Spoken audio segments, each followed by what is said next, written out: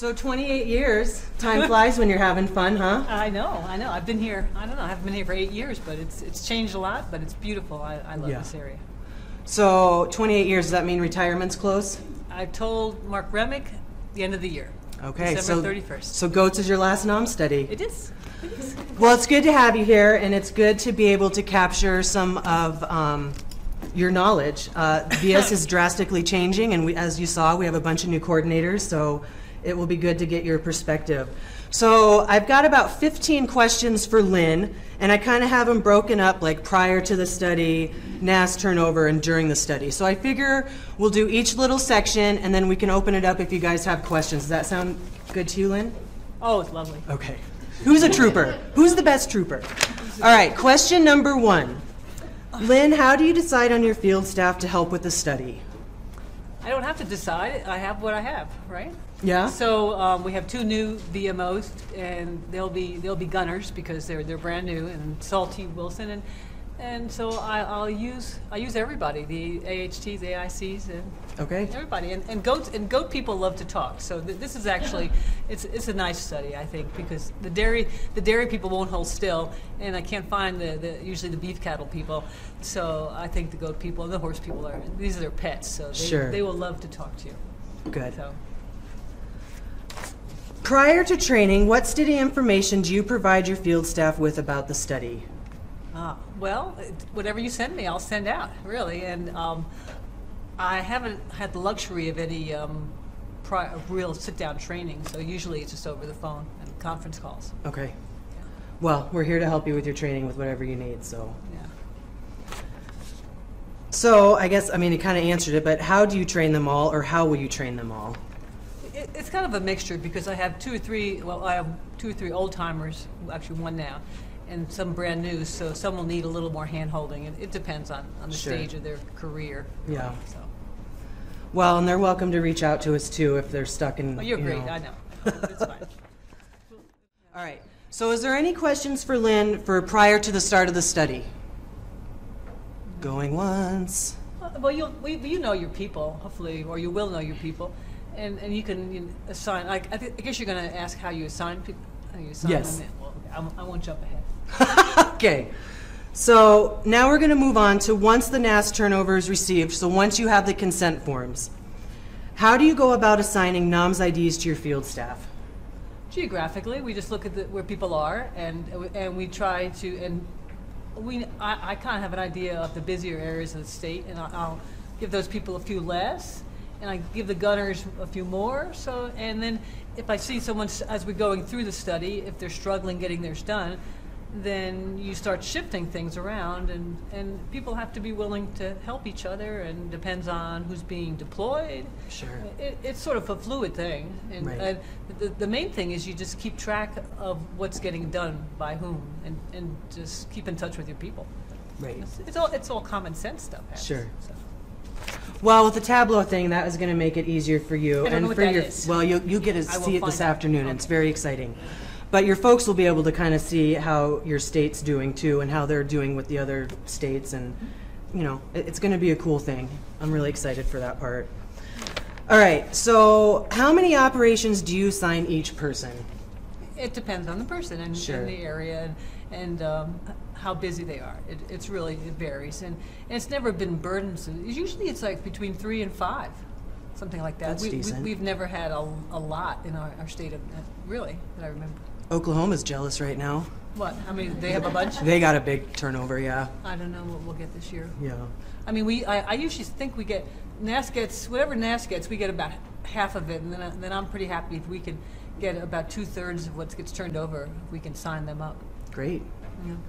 I think GOATS is going to be really successful. I think it will be. So, Lynn, how many operations do you keep for yourself?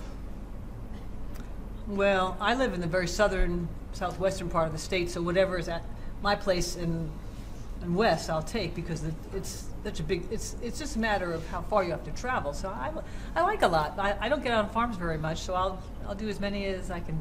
Sure. Grab. You know, I was looking at some of the old presentations from our long ago trainings, and Lowell Anderson did one. You remember Lowell? Oh, Bailey, have you heard stories about Lowell Anderson? He's like a hero. But anywho, Why he is he said just because he was a long timer and Long time. I don't know, not like a war hero or anything.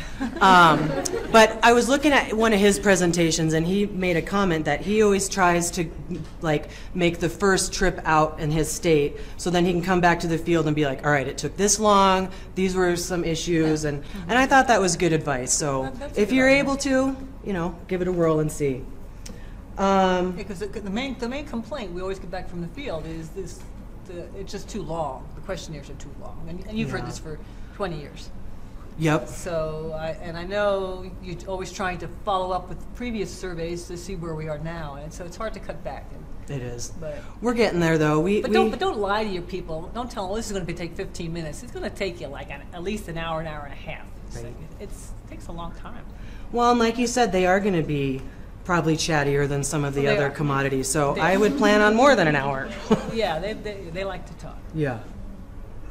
All right, and so the last question for this section is, how do you distribute the biologic kits? Well, you're kind enough usually to send them a couple here and a couple there, and that's what I usually do. Well, we have labs. We have diagnostic labs in our state, so I kind of like to send them to the lab, and then people they can pick them up there. That's what I like to do. If you can find some place where there's That's a more good idea. central. So Is that where we sent the first round, or did we? I think we're sending them to actually someone who near the lab. Okay. Yeah. All right. Well, we can change that later if need be. So. Okay. So, do we have any questions for Lynn on once the NAS turnover has been received? Karen. Do y'all typically have state staff help out as well, and how do you see that? We used to do that. We used to, but now our field, well, I like to hoard it for ourselves because we don't get out to the field very much. And, excuse me, if I feel like we're getting behind, I would, but generally we keep it to our people. But if you have some state people that really want to help, then you have to train more. But it's easier just to keep it within us, I think. So we have had state people help in other NAHMS studies, so if they're able to, they just need to sign the ADM 043, and, you know, that's doable. Yes? Question, you can probably cover this at some point. When will we know what herds we have? I've been hearing chatter through neighbors and producer groups, but when will we officially be notified of our selectees? So that's by the August 23rd date, right? So NAS is supposed to be done, I think, August 9th. Is that right? Ish? Yes. So anytime after that, I would expect you to start hearing from your NAS person with getting that turnover with those numbers and stuff. NAHMS group, did I answer that right? Okay. Yeah, you'll get your consent forms from the NAS person. That's what we call the turnover. So once you get those, you'll know where they're located, and you can kind of start distributing I've heard a the lot of operations. chatter, good and bad, but it's curious in that final push to shove comes. Yes. Any other questions? All right, so now we're going to move on to during the study. So Lynn, when you are making contacts, how do you try to sell the study to producers? Well, you have that beautiful page about, it's in there, what these tests are offering are worth. But I also like to make sure they realize that they're representing a lot of different people.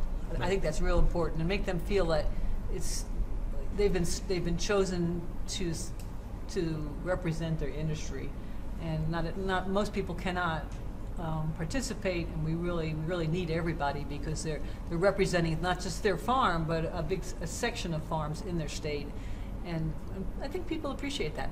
I really do. Good. All right, so what indicators do you have that you are going to need some help, and what have been your strategies in getting help?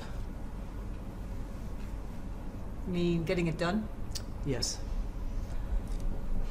Well, it's only really, with me personally, it's only been, I think back, it's only been, I've had one problem VMO didn't want to go out, and so then I'd have to, they're not getting it done, so then we have to just take his farms and spread them out. So I haven't asked you for help, I don't think that way. You haven't? No, we just get it done. Yeah. It's just, we have a bunch of good people. That's why I am a little sorry about leaving the agency, because I really enjoy working with the folks.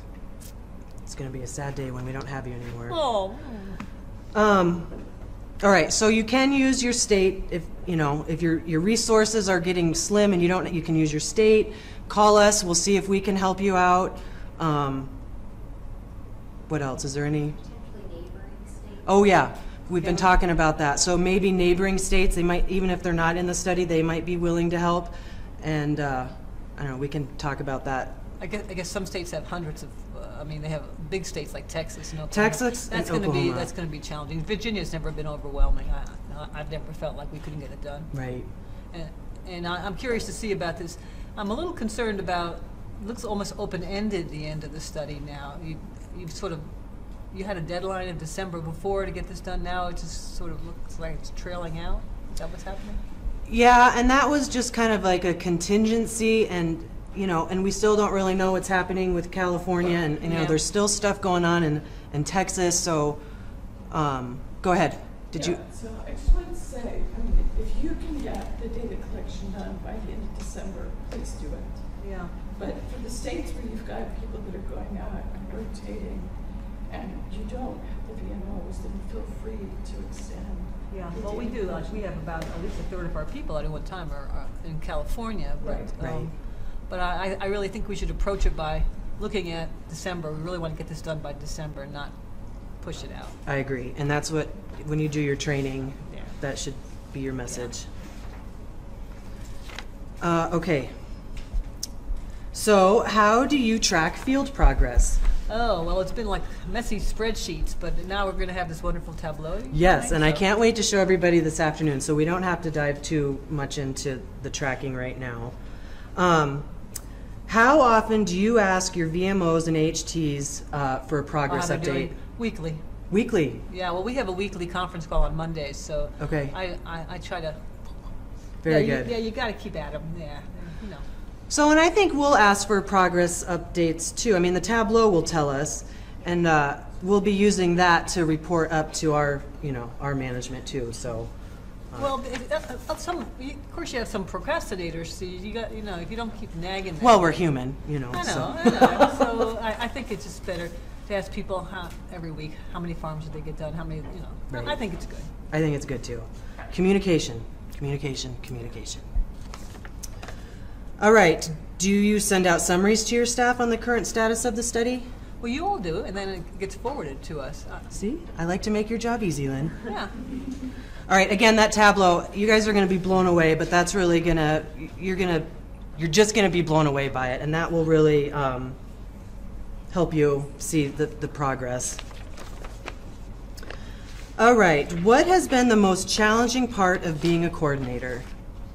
Chasing one or two people that can't seem to, they tell me they can't get a hold of the people, they've tried, and then when I call I make one or two phone calls and I contact them, that challenge, I say, well, were you trying, and I think if you make your phone calls on a weekend, don't limit it to 9 to 5, because these people, like you were saying, they're not primarily goat owner, that's not their job. So you gotta call them on times when you think you're going to catch them.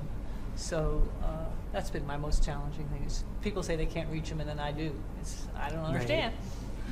Well, and I think on the last page of the questionnaire, there's a little log there for people to document how many times they tried to reach somebody. So yeah, I think you've always asked for that. How many times Yeah. have you tried? And people are supposed to try at least 3 or 4 times. yeah, I think now we have like 5. Yeah, well, they should. It's Yeah. a phone call. It's not a big deal. I mean, I don't think people should go out, drive 100 miles, and just knock on the door. I think that's kind of crazy. Right. And I have found that leaving phone messages, is pretty useless. So if I get a message machine, I just hang up and try again at another time. Sure.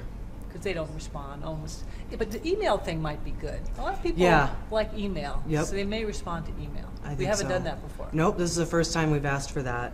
Yeah. So something to remember when you're making the contacts is these folks haven't actually agreed to do this portion. They've Right. agreed to be contacted. Right. And I do think in the manual we have a script. So, if you don't want to like shoot from the hip like I do, there's a script in the manual that you can use when Really? you're calling producers. No, I So, don't think I could read that, but yeah, and just tell them how valuable they are and how it's all totally voluntary. You just have to really, really thank them because they're giving you their time and allowing you access to their farm and touching their animals. It's really a privilege. oh, well said, Lynn. I love that. All right, ready? What has been the most rewarding part of being a coordinator?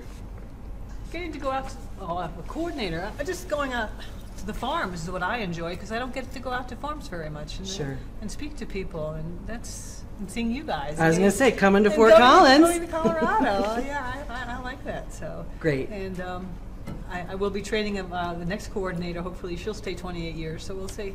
Here's hoping. All right, last question for Lynn. What are your top two pieces of advice for new coordinators? Yeah, I should have thought about this ahead of time, right? Communications with your people on a regular basis, and I think that's the top one. That's my top one. Great. So we have you till the end of the year. Can these folks reach out to you and ask you questions or pick your brain or? Well, yeah, I think these are a smart bunch of people. I'm not sure how much help they'll need, but I'm always available by email. So, great. Yeah, sure. So any last minute or any questions for Lynn on these last questions for during the study? Yeah. You've been a trooper. Thanks for doing It's this. been fun. Wasn't this better than a PowerPoint? Oh, what do you got? Quick question. I feel like For the number of folks that say that they can't reach someone, Yeah. do you contact every single one of those people that our field people say that they haven't been able to reach? Have I been able to contact every single one of them? Yeah, as a coordinator, do you follow up with every single person that they say they can't get in touch with? Depending on the VMO. If I know the VMO has really made good faith efforts, I might not do it, but if I see that they haven't contacted 4 out of 5 of the people, then I'll do it, or so it depends. You just got to know who you're working with. Any other questions? All right, well, this wraps up Coordinator Talk with Abby. Thank you, Lynn, you're a real trooper.